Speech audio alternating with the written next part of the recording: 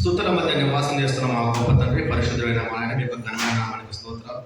ఈ సమయం మీ యొక్క ప్రేమను బట్టి, మీ యొక్క కృపను బట్టి, ఇదిగో తండ్రి మీ యొక్క వాక్యాన్ని మా సహోదరులతో పంచుకోవడానికి మీరు చూపిన కృపను బట్టి స్తుతులు స్తోత్రాలు చెల్లిస్తున్నాం.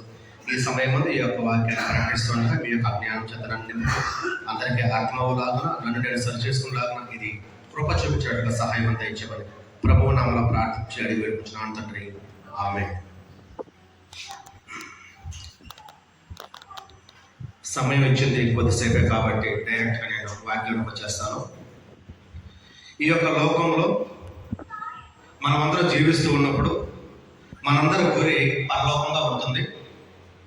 పరలోకానికి గురి కలిగినటువంటి మనమందరం ఈ యొక్క లోకంలో బ్రతకడానికి క్రీస్తు ప్రభువు వారు ఏ రీతిగా అయితే బ్రతికి మాదిరి నుంచి వెళ్ళారో ఆ రీతిగా మనం బ్రతకాలి.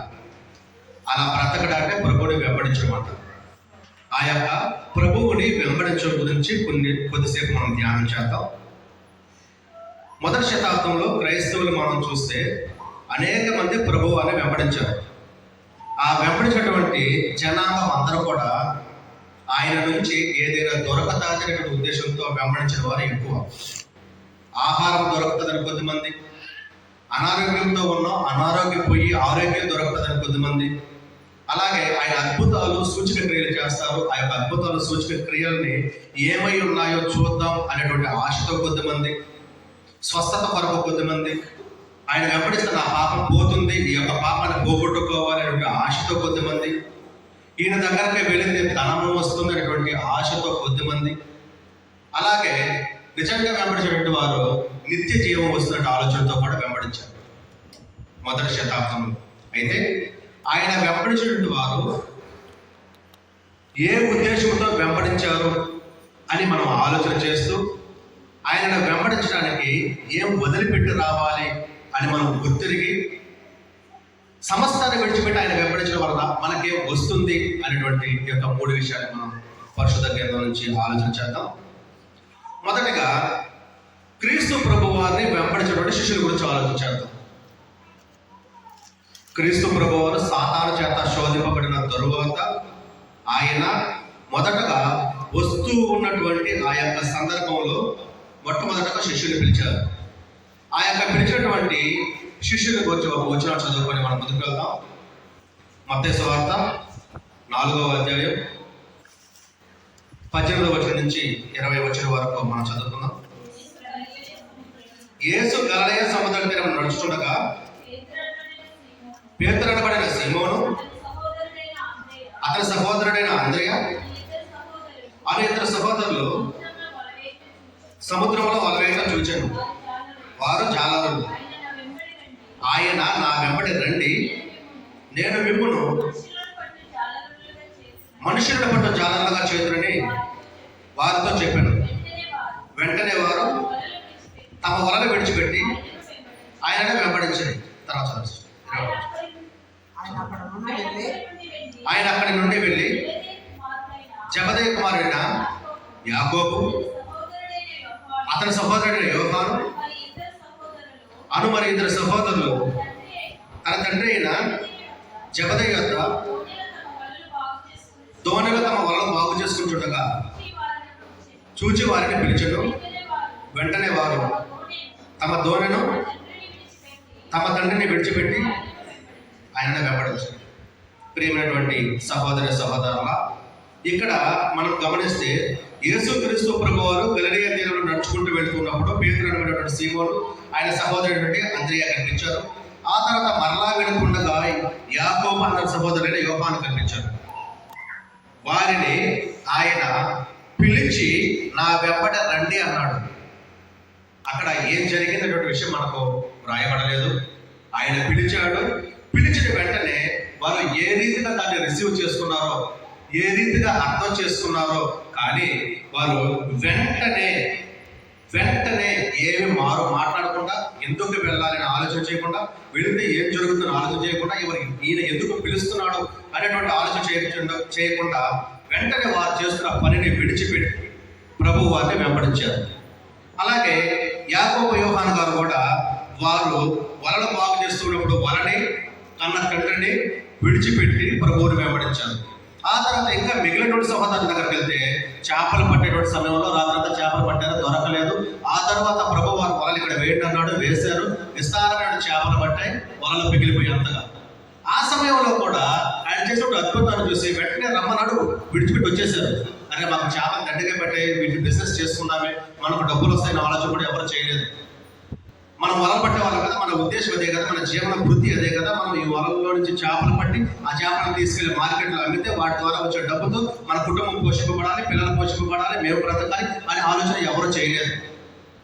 ఏమి చేయకుండా ప్రభువు వారు పిలిచారు, వెంటనే సమస్తాన్ని విడిచిపెట్టి క్రీస్తు ప్రభువుని వెంబడించారు. అయితే వీరు వెంటనే వచ్చారు. పిలిచిన వెంటనే రానటువంటి భక్తి పరులు ఎవరైనా ఉన్నారని మనం ఆలోచన చేస్తే ఉన్నారు. లూకా సువార్త 9వ అధ్యాయం 57వ వచనం నుంచి 62వ వచనం చదువుకుందాం. 9వ అధ్యాయం సిస్టర్. వారు మార్గమున వెలుచుండగా ఒకడు నీవెక్కడికి వెళ్ళాను, నీ వెంట వచ్చేదని ఆయనతో చెప్పాను. అందుకు యేసు నక్కలకు గొర్రెలను ఆకాశ పక్షులకు నివాసంలో కలవకాని మనుష్య కుమారునికి తలవాల్చుకున్నకైనను స్థలము లేదని అతనితో చెప్పాను. ఆయన మరి ఒకరితో నా వెంట రమ్మని చెప్పాను. అతడు నేను వెళ్ళి మొదట నా తండ్రిని పాతి పెట్టి వచ్చుటకు సెలవిమ్మని మనవి చేశాను. అందుకు ఆయన మృతులు తమ మృతులను పాతి పెట్టుకొననేమో, నీవు వెళ్ళి దేవుని రాజ్యమును ప్రకటించమని వారితో చెప్పాను. మరి ఒకడు ప్రభువా నీ వెంట వచ్చేందుకు కానీ నా ఇంటనున్న వారి యొద్ద సెలవు తీసుకుని వచ్చుటకు మొదట నాకు సెలవిమ్మని అడుగుగా, యేసు నాగటి మీద చేయి పట్టి వెనక తట్టు చూచి వాడెవడను దేవుని రాజ్యమునకు పాత్రుడు కాడని చెప్పాను. ఇక్కడ మనం చూస్తే ఈ సందర్భంలో ముగ్గురు వ్యక్తుల్ని మనం చూస్తాం. ఒక అతను ప్రభు దగ్గరకు వచ్చి నేను నిన్ను వెంబడిస్తాను అన్నాడు. అప్పుడు ఆకాశ పక్షులకు గొర్రెలు నక్కలకు గొర్రెలు ఆకాశ పక్షులకి నివాస స్థలములు కలవు కానీ మనుష్య కుమారునికి తల వాల్చుకున్న స్థలం లేదు అతను చెప్పాను.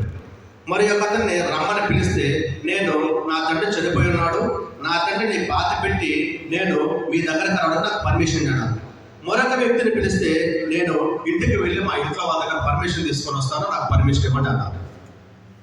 ఇక్కడ ఉన్నటువంటి కింద చదవబడినటువంటి ఇద్దరిని మనం ఆలోచన చేస్తే, క్రీస్తు ప్రభు వారి యొక్క పిలుపు ఈ యొక్క లోకంలో దొరకడం చాలా అదృష్టంతో కూడినటువంటి విషయం. ప్రభువారు ఎప్పుడు పిలుస్తారో ఆయన వెంబడే వెళ్దామా, ఆయన వెంబడే వెళ్తే మనకు ఏమొస్తుందో అందరికీ తెలుసు. మనం అలాంటి పిలుపుతో ఉండాల్సిన జనాంగంలో ప్రభువారు పిలిచినప్పుడు, అయ్యా నేను వెళ్ళి మా నాయన పాతి పెట్టుకుని వస్తాను, చచ్చిపోయినాడు, అక్కడే వదిలేస్తే 10 మంది 10 రకాలు కనుక్కుంటారు, కాబట్టి నేనేం చేస్తాను, ఆయన పాతి పెట్టుకుని వస్తాను, ఆ తర్వాత వచ్చి నేను వెంబడిస్తాను, నాకు సమయం అన్నాడు. లేదు, దేవుడు ఎప్పుడు సమయం ఇస్తే అప్పుడే నువ్వు దాన్ని సద్వినియోగం చేసుకోవాలి. ఆయన ఎప్పుడు పిలిస్తే అప్పుడే నువ్వు రావాలి. ఆయన ఎప్పుడు పొమ్మంటే అప్పుడు వెళ్ళాలి, ఎప్పుడు రమ్మంటే అప్పుడు రావాలి. బ్రతకడం అంటే బ్రతకాలి, చనిపోవాలంటే చనిపోవాలి, అంతే. దేవుడిని మన సమయానికి, అయ్యా నాకు కొంచెం సమయమే, నా పనులని చేసుకొని వస్తాను అనడానికి నువ్వు నేను ఎంత మాత్రం కానే కాదు. దేవుడికి సంబంధించేంతలో మనం కానే కాదు ప్రేమించుకోవాలి. మరొక ఆయన, నా ఇంట్లో మా భార్య నడుగుతారు, పెళ్ళయింది, నాకు పిల్లలు ఉన్నారు, మా ఇంటి మాది పెద్ద కుటుంబం, ఉమ్మడి కుటుంబం, అందరం యూనిటీగా ఉంటాము, అందరం కలిసి ఒక నిర్ణయం తీసుకుంటాం. వ్యాపారం చేస్తున్నాము, మనం వ్యాపారం చేయట్లేదు, దేవుడి పిలుపు కోసం ఎదురు చూస్తున్నాం. అయితే ఆ వ్యక్తి ఆ మాట అంటున్నాడు, నేను వెళ్ళి మా అందరితో ఇంట్లో అందరితో నేను మాట్లాడేసి డిస్కషన్ చేసి డెసిషన్ తీసుకొని వస్తాను, కానే కాదు ప్రేమైనటువంటి వాళ్ళ. మరొక వ్యక్తిని మనం ఆలోచన చేస్తే మనకు అందరికీ తెలిసినటువంటి వ్యక్తి ఆయన ఏంటంటే మత్తయి సువార్త 19వ అధ్యాయంలో ఉంటాడు. బాగా డబ్బున్న వ్యక్తి. అయ్యా నేను నిత్యరాజ్యం చేరుకోవాలి, నేను నీతో పాటు వస్తాను అన్నాడు. అయితే ఆజ్ఞలన్నీ పాటిస్తున్నావా? పాటిస్తున్నానయ్యా. ఎప్పటి నుంచి? చిన్నప్పటి నుంచే ప్రతిదీ పాటిస్తున్నా, ఏమీ విడిచిపెట్టట్లేదు, మంచి పనులను చేస్తూ ఉన్నా, చేయాల్సినటువంటి దాన ధర్మాలన్నీ చేస్తున్నా. అయితే నీకేం కొద్ది ఉంది, నువ్వు నన్ను ఎందుకు వెంబడించాలనుకుంటావంటే నిత్య రాజ్యము కావాలి, నీ యొక్క రాజ్యానికి నేను రావాలి. ప్రియమైనటువంటి వారు మనం ఆలోచన చేస్తే ఆయన ధనవంతుడు, అతను ఆశపడేది నిత్యరాజ్యం వరకు. ధనవంతుడికి నిత్యరాజ్యం రావడం అంటే ఆషామాషి విషయం కాదు. ఎందుకంటే వారి యొక్క దేహం మొత్తం ధనమై ఉంటుంది, వారి యొక్క ఆలోచన మొత్తం ధనం కలిగి ఉంటుంది, వారి యొక్క ఆశ మొత్తం ధనం కలిగి ఉంటుంది. మనం ఉన్నంత ప్రశాంతంగా ఒక ధనవంతుడు నిద్రపోలేడు. ఎందుకంటే అతనికి ఎక్కువ ధనం ఉంది కాబట్టి ఆ యొక్క ధనము వల్ల సంపాదించలేనిది ఏదైనా ఉందంటే మనందరం టక్క చెప్తాం, మనసాన్ని సంపాదించడం అని. కానీ అక్కడ తెలిసింది ఏంటంటే ఆ ధనవంతుడికి డబ్బు వల్ల నాకు నిత్యరాజ్యం రాదు, కాబట్టి నేను నీ దగ్గరకు వస్తున్నా, నాకు నిత్యరాజ్యం అంటే నువ్వు అన్ని నెరవేరుస్తుంటే ఒక్కటి పొదుపు నీ దగ్గర, నా దగ్గర పొదువా ఏమి లేదయ్యా. ఉంది అంటే ఏంటంటే మొదట నీకున్నటువంటి ధనాన్ని మొత్తం అందరికీ పంచిపెట్టేసింది. ఆ తర్వాత చూడండి వెంబడించు, మారు మాట్లాడలేదు, అది వెనుక తిరిగి చూడకుండా వెంటనే అక్కడి నుంచి వెళ్ళిపోయాడు. ప్రియమైనటువంటి సహోదర సహోదరులరా, ఈనాడు క్రీస్తు ప్రభు వారి పిలుపు కోసం ఎదురు చూసేటువంటి మనము, దేవుడి యొక్క రాజ్యాన్ని స్వతంత్రించుకోవాలనేటువంటి మనము అపోస్తలుల లాగా ఉంటున్నామా ఆయన పిలుపుకు లోబడి, లేదా ఇక్కడ చెప్పినటువంటి ధనవంతుడు మరొక వ్యక్తి లాగా ఉన్నామా అనేటువంటి విషయాన్ని మనం ఆలోచన చేయవలసినటువంటి అవసరత ఎంతైనా ఉందని నేను మీకు తెలియజేస్తాను. మరలా మనం తిమోతి భక్తి పర్యటన చూస్తే నేను మీకు జ్ఞాపకం చేస్తాను, చదవలేదు. 2 తిమోతి 3:10-11 చూస్తే తిమోతి పౌలు గారిని చూశారు. పౌలు గారికి కలిగినటువంటి శ్రమలు, చిత్రహింసలు, కష్టాలు, బాధలు, కొట్టడము, చంపి ఈడ్చి పడేయడం, ఇలాంటివన్నీ ప్రత్యక్షంగా చూశాడు తిమోతి గారు. ఇవన్నీ చూసి పౌలు గారిని వెంబడించాడు, అన్ని చూశాడు. ఈ దినమైనటువంటి క్రీస్తు ప్రభు వారి పిలుపుకు లోబడి దేవుడి పని జరిగించేటువంటి జనాంగము అంటే సువార్థికులు లేదా పాస్టర్స్ అని పిలబడేటువంటి వారందరూ దేవుని యొక్క పిలుపు దగ్గరికి వస్తే, దేవుని యొక్క చిత్తానికి లోబడి వస్తే సుఖమే దొరుకుతుందని ఆలోచన చేస్తారు. ఎందుకంటే ఈ రోజు అలాంటివి కాబట్టి. కానీ దేవుడు తన భక్తి పరుల ద్వారా తెలియజేసేటువంటి విషయం ఏంటంటే, నీవు హింసను అనుభవించడానికి సిద్ధంగా ఉండాలి, కష్టాలను ఓర్చుకోవడానికి సిద్ధంగా ఉండాలి, సమస్యలను ఎదుర్కోవడానికి సిద్ధంగా ఉండాలి. ఎలాంటి బలహీనత కలిగినా దేవుని పని విడిచిపెట్టకుండా చేయడానికి సిద్ధంగా ఉండాలి. అప్పుడే నువ్వు నిజమైనటువంటి క్రైస్తవుడివి అనబడతావు. ఒకవేళ నాకు సుఖమే కావాలంటే అది నీ డబ్బులో ఉంది, దేవుడి దగ్గరకు రావట్లేదు. నీకు అధికారమే కావాలంటే నీ డబ్బులోనే ఉంది, దేవుడి దగ్గరకు రావలేదు. నీకు కావాల్సింది ఏంటంటే నిత్య జీవం. ఆ నిత్య జీవం కావాలంటే ప్రభు దగ్గరకు రావాలి. ప్రభు దగ్గరకు రావాలంటే ప్రభు పని చేయడం అంటే ఆషామాషి విషయం కాదు. ఎందుకంటే అది చాలా సమస్యలతో కూడుకున్నది. సర్వసాధారణంగా ప్రతిరోజు గడిపేసేటువంటి జీవితం కాదు దేవుని యొక్క పరిచర్య చేయడం అంటే.